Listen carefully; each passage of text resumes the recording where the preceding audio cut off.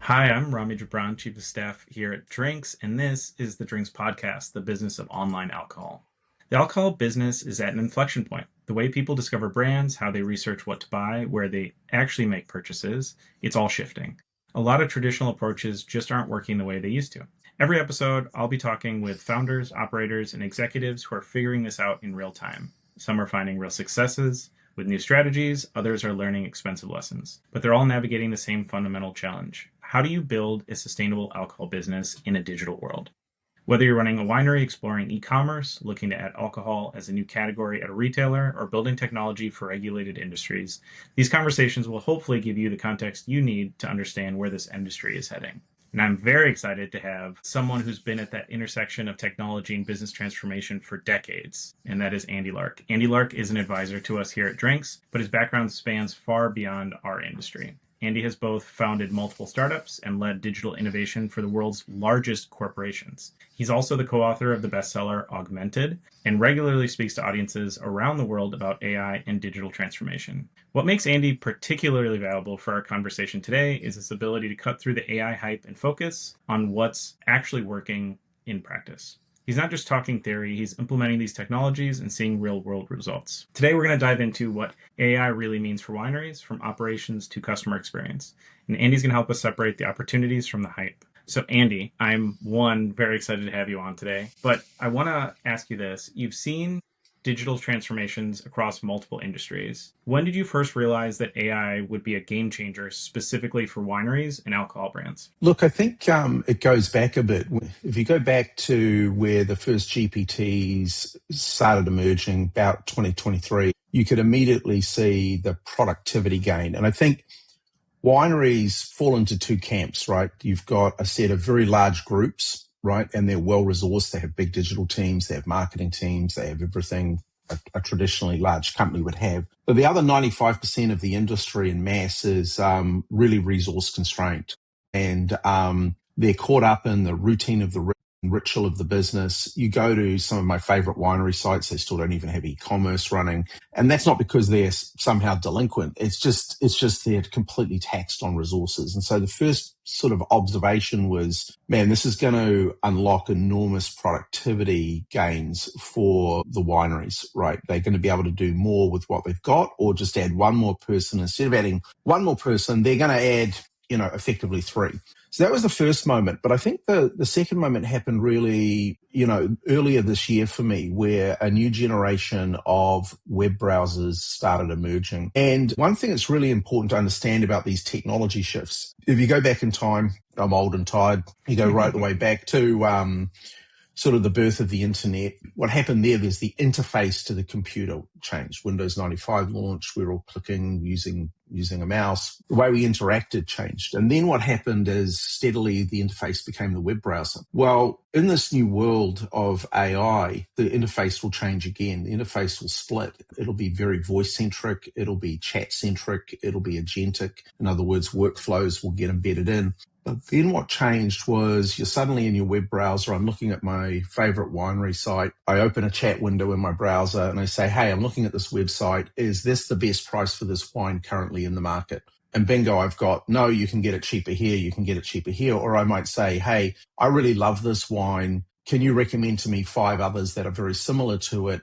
And bingo, you're off somewhere else shopping. So suddenly the idea that I'd invested all this money to try and get you to my website or returning to my website is replaced by AI, which is forking that customer journey and taking me all kinds of other places and adding context to what I'm looking at. I might also ask basic questions. Hey, I normally enjoy this wine with steak. This week I'm cooking roast chicken. Is this the best wine to enjoy with that, or is there another on the site? Now, that sounds like kind of like, wow, okay, that's pretty interesting.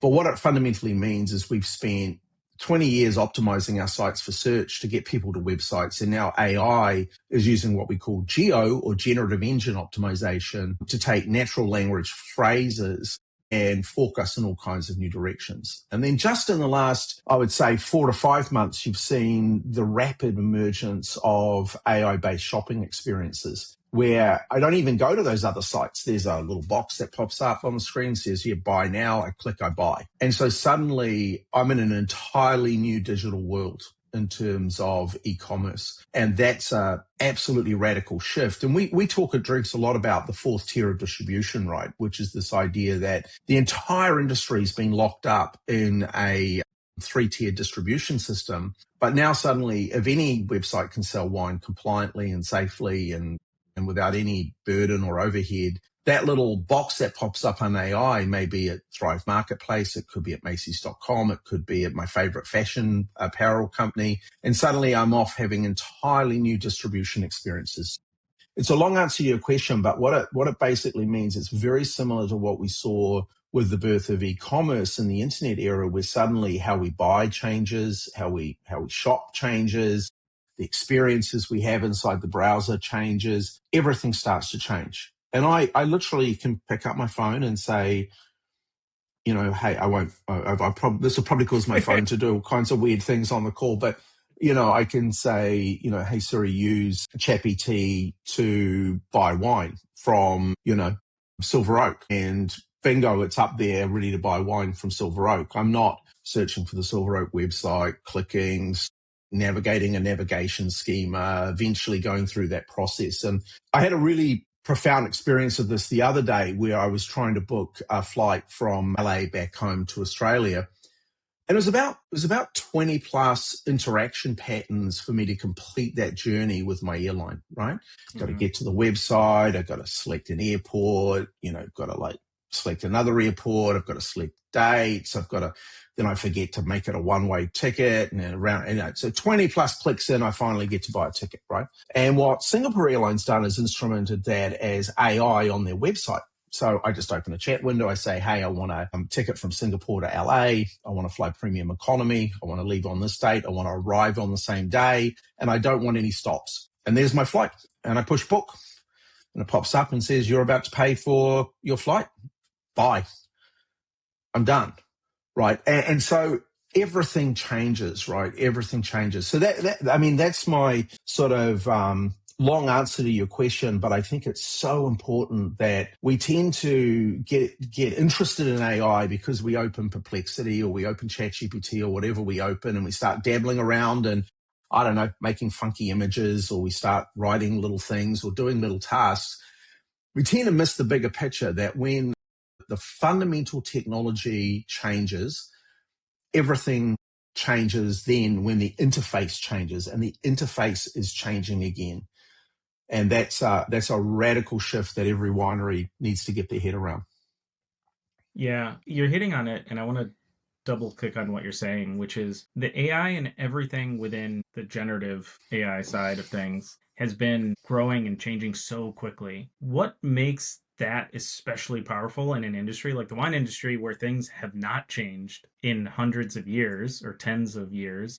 And also, we're seeing that people who have, let's call it a tech stack, haven't changed that tech stack in years as well. Yeah, well, I mean, you're raising a pretty important point, which is I get to look at a lot of winery websites. Most of them are running on relatively antiquated technology. They really haven't invested in digital. Digital penetration on a lot of wineries is sort of 5%, 4% of sales. Best in class is sort of 20 to 25% up. So the first imperative for every winery is take a hard look at your e-commerce stack and really start to realize I need to modernize this now and reshape it for sort of an AI first world. Because if you think back to the start of e-commerce, we had to build websites. That was pretty novel. Mm-hmm. Then we had to frantically find e-commerce technologies to make it all work. That is radically simpler today. It's not that hard to pull that off. You've got amazing platforms like Shopify, like Klaviyo, Recharge, all these amazing platforms like Drinks Assure that enable you to do that really, really quickly. So the first step is to really start reshaping and rethinking the e-commerce stack, because you're just leaving so much money on the table. And you go to a winery today, and I visit wineries, and the experience in the tasting rooms is always just wonderful, right? Great people, great experiences. And I might buy a bottle of wine and I leave, and they haven't captured any customer data on me. They've got some novel wine club, which is just a a cunning ruse to get me to subscribe to receive wine monthly. I may not want that, but this idea that I've got to catch customer data at scale now, and I've got to start selling digitally, and I've got to get my e-commerce revenue penetration up. If I don't start solving those fundamental questions, then AI just will never do its work, and people will buy other wines and they'll buy other brands. So, Andy, you're hitting it on the head. And I guess my question is, if wineries are at 5% of their sales coming through e-commerce, isn't it a hard sell for them to want to invest the time and energy into those things? Well, not really. I think, as I said, I think most wineries aren't sort of delinquent. They're not sitting there going, I don't know that. They're sitting there going, I've got limited money, limited capital, limited resources, and critically, I've got limited inventory. So I'm really concerned about how do I manage inventory.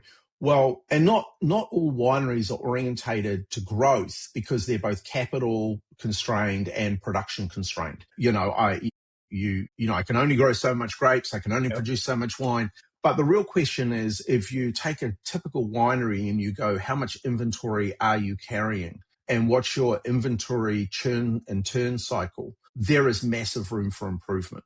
So it's really about understanding the fundamentals of the winery and understanding that am I really solving today's problem? Because even if I'm obsessed with solving today's problem, which I may be carrying more inventory than I like, whatever it could be, what you're really trying to solve for is the problem 1 year out, 2 years out, 3 years out.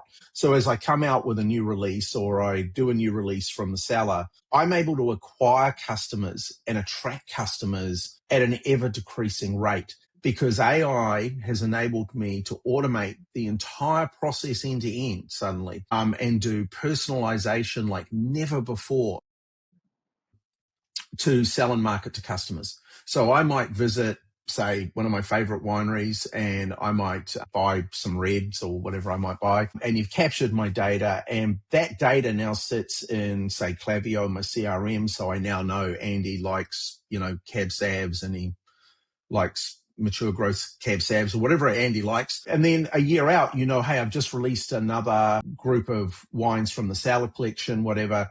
I know to market to Andy. I'm not getting the general winery email, oh my God, we're so excited. It's like, hey, Andy, you bought this a year ago. You rated it 5 out of 5. Guess what? This one's 6 out of 5. You want to be, we've got a limited release here. Buy now, right? And I'm like, oh gosh, okay, cool. That's entirely an automated process, right? And then I'm out searching, and I may be back on the site, and I may use a AI interface to chat with the site and say, hey, is the new release, how does it stack up? What's the difference in the flavor profile to the last one?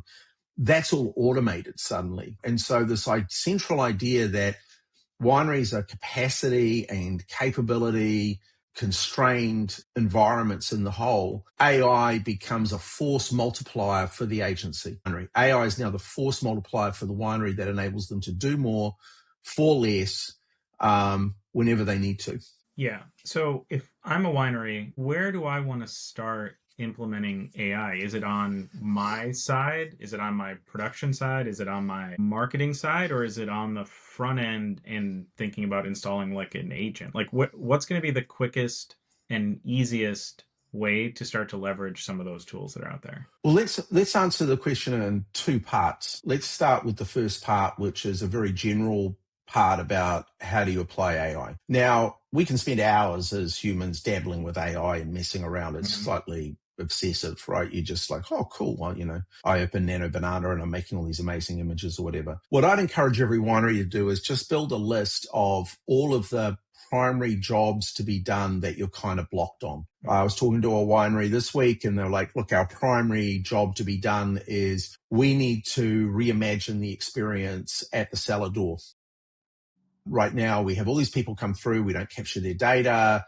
We don't market to them effectively after their visit. We don't give them compelling reasons to come back. We're not able to segment them effectively. So if in Napa, I know 32% of those visitors come from the Bay Area. So now I know to send them an email every month of what's hot in Napa this month, come back up and visit us for the day. I'm not able to craft experiences for them easily because I don't have to think. So that may be a job to be done that you go, hey, that's a job. Another job, simple job could be look, we just can't seem to get our email sequences flowing and our personalization and our life cycle journeys flowing. We need to use AI for that, right? So I'd really encourage every winery to start just building this list of jobs we have to do in our winery that we're kind of okay with, but actually dissatisfied with. And how could we apply AI to doing those jobs exponentially better? We call that the point approach. You're looking for points in the business where things work. I had another great example the other day where I was talking to a winery and they've got obviously a massive cellar full of wine sitting there, tens of thousands of bottles, and they use AI against their data set now to scrape that data set against what products customers are buying right now and go, where should we prioritize releasing from the cellar? Mm-hmm. What stuff should we move from the cellar based on what we're seeing in buying patterns or trends in the market, right? And those trends can spike really quickly based on media, chefs, celebrity chefs, whatever, making a comment like, if you haven't tried I don't know, I'll make something up. If you haven't tried a Riesling with fish, you're missing the action, and they go, well, we've got all this Riesling sitting there. Let's market it. The other side of the equation is I would be looking really hard right now at whether I have a technology platform that enables me to be AI first. I'd be asking the question, am I stuck on sort of an aging e-commerce stack that is not really going to give me the agility to be AI first? Am I stuck on an aging email platform or marketing platform that isn't AI first? Because if you look at the fully modernized leading edge email marketing platforms like Klaviyo, for instance, you look at it and you go, wow, that's pretty cool because I can now do personalization. It's really fine-grained personalization at scale. I can build automated segments and target lists. And then you go all the way through to things like what we're working on with Drinks Anywhere, where our Drinks Pair product enables us to work with other brands to help put your products into that fourth tier of distribution matched to that brand's customer set. That is a pretty significant shift in the distribution pattern in the market. But you can only get there if you've started modernizing your e-commerce stack. So think about it in two halves. One is I need to get ready for AI. So I need to be very, very focused on modernizing my digital environment and how my systems of record are built in my winery. So where's the AI needs content and context to do its job. So little things like where actually are all your tasting notes? Where actually are all of your food pairing notes? Are they sitting in Bob's handwritten Moleskine journal or are they in a database that you can mine? My database is a fancy word, but I mean, it could be as simple as a Google document with everything in it. And suddenly you go, I'm going to open my web browser, I'm going to open chat in my web browser and say, write me a blog post on our 5 best wines that go great with fish. Blog post done. Yeah. Okay. So what I'm hearing you say, Andy, is really figure out your systems that you're in, the ones that you're spending the most time in, make sure those are ready for AI, make sure those are ready for the next generation, and then start to implement where you need the most support. And I think that all makes sense. And also just find basic point problems you have. Like, okay. I was talking to a winery a few weeks ago and they're like, hey, our biggest problem is we're a mid-sized winery, but every time we go to hire a photographer to come out to shoot things, it's thousands of dollars every time we do that. And we just can't keep up. We want to do more images. We want to put more wine in the context of food pairings. All of that can be done with AI. Mm-hmm. You don't need a photographer to do that, right? And they're like, and I showed them how and they were like, oh my God, that's amazing. That's like tens of thousands of dollars of savings. Now, that doesn't sound a lot if you're a massive wine group, but if you're a mid-sized winery, that's enough to get really interested in. So go look for those point problems as well in the business. And you go, yeah, let's just take one of those or two or three of them and see if we can get those right. And you'll suddenly see the potential of AI. Yeah, that makes sense. When wineries are thinking about it, how should they think about, like, how do you go about separating the AI hype from actual business value? Because there's so many things and it's like, oh, you could do AI for this and you can do AI for this and AI for that. But how do you go about, or how should wineries think about separating the hype from the value there? So it's a good question. And I often say to people, it's the wrong question. Because if you go looking for hype, you'll just see hype. The right question to ask is, is the juice worth the squeeze? Mm-hmm. So AI can pretty much do most things you want it to do, but is the effort really worth it? And a great example is that one I gave you of image creation. It requires a fair amount of effort to get your prompt set up and your context library set up. Once you've got that all set up, it works beautifully, but you can't just hack that with a single prompt, right, and expect a great result. And so if you've got to get back to picking we call it the moments of doubt, desire, dissatisfaction in your business and go, let's really solve this using AI, because we can't solve it. The only other way of solving it is with lots of money and people. Let's just solve those problems and figure out. And the deeper you go, just pick 1 to 2, and the deeper you go in, you start to see it's not hype. It's just a question of effort, Mm-hmm. right? It's just a question of effort. Yeah. And I think too, as you're starting to see everyone incorporate AI into every single app that does everything, I think it's understanding like how much effort does that take you to do versus having it built into the program. Yeah, exactly. Exactly. Yeah. Andy, what's the most common pushback that you hear from wineries when, or even small businesses, when you're pushing them to incorporate more AI? So what I tend to be much more focused on is, what are the problems you've got? What are the challenges you've got? What are you trying to solve for? There's no point in pushing AI as an idea on its own. You've got to have something worth solving, right? The number one blockers to that are generally, I don't have the time or I don't understand. Uh-huh. And look, I'm hugely respectful of anyone working in a winery, because they normally work very long hours and they're very committed, and they're really, squeezing the most out of their business. But the real trick here is finding capacity and just going, hey, if I set aside an hour or two a week to study AI against a specific problem, it is just amazing what you'll solve. The second part that I most hear is, I just don't understand. Like, I opened ChatGPT and I put in a prompt and what I got back was okay, but not great. And I just gave up. The real trick here is go tap great people to train, to educate, to inform, to give you advice, right? There is just you obviously can come to people like us and we'll run an AI boot camp for you. We'll send you a link to an AI webinar you can join where you can learn about how to use AI. But there are so much great resources out there. You go sign up for the OpenAI Academy, you go sign up for, Claude's or Anthropic's AI university. Google's got an AI university. I would start in those places where you really learn how to use it. I would say most people I bump into don't even know how to prompt AI properly. They're doing very naive, basic prompting. So the opportunities are just endless when you crack that bit of the code and you end not knowing, and you learn how to use it right. You apply it against problems, and you just bring a beginner's mind to it and keep learning like crazy. Yeah. Okay. This has been super informative, Andy. I think getting a sense from you of like where AI has come from and where it's going, I think just even for our listeners to kind of say, okay, where are my pain points? What are the first few things that I want to focus on? And then, okay, now I'm going to go do a boot camp and learn about how to do better prompting. And now, okay, now I can start to do some image generation, or I can fix my emails. Like I can get my Yeah, flows to work the way that I want, or I can write a blog, right? Oh, I know where all yeah, my tasting notes are. They're all in one Google Doc. I'm gonna drop that in and say, okay, write me a blog based on, I think your example was what to pair with wine or with fish.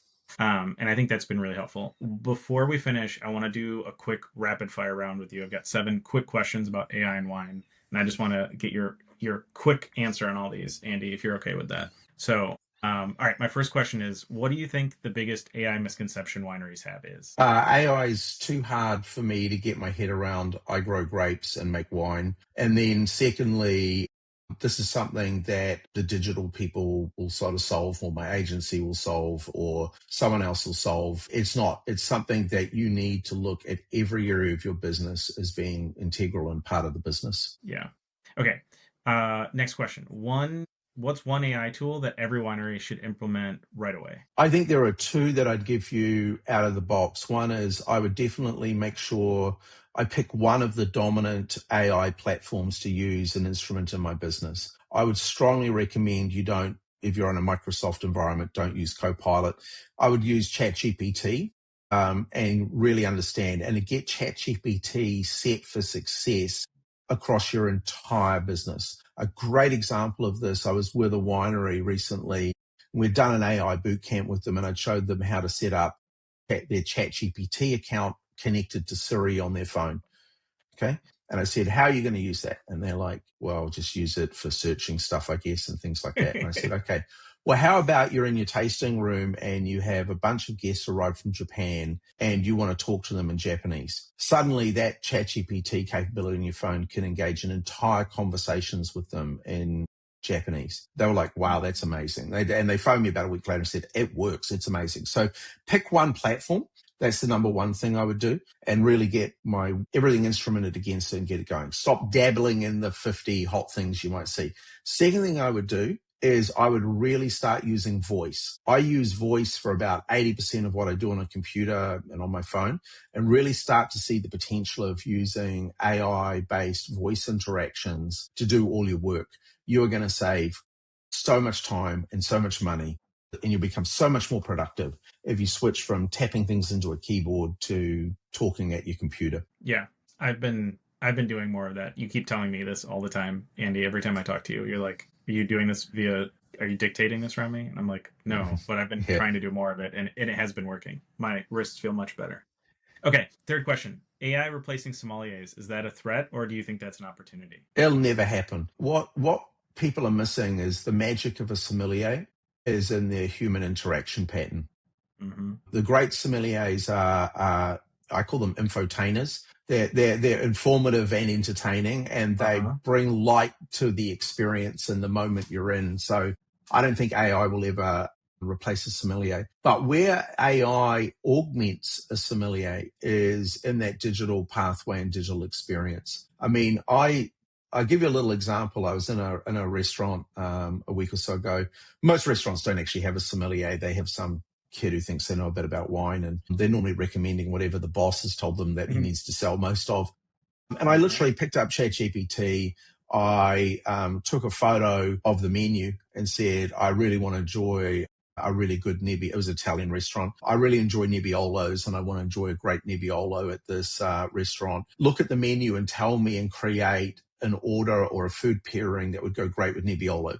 And bingo, it came back and said, off this menu, I do this, this, and I said, okay, there, well, I'm fat and lazy. I'm on a ketogenic diet. So also then make it vaguely ketogenic, even though the wine's going to ruin that. And it said, oh, well, then go with these options off the menu. Done. So I actually had, rather than me just slipping into my normal eating pattern of I'll have steak with some green vegetables, it came back and said, oh, no, you should try this and this and this off their menu. It would go great with Nebbiolo. So I think it's going to open, I think AI is actually, as more and more people come up to speed on how to use AI, it is an enormous opportunity to regenerate wine sales and get people excited about pairing wine and experiencing wine. But will the sommelier ever go away? Never.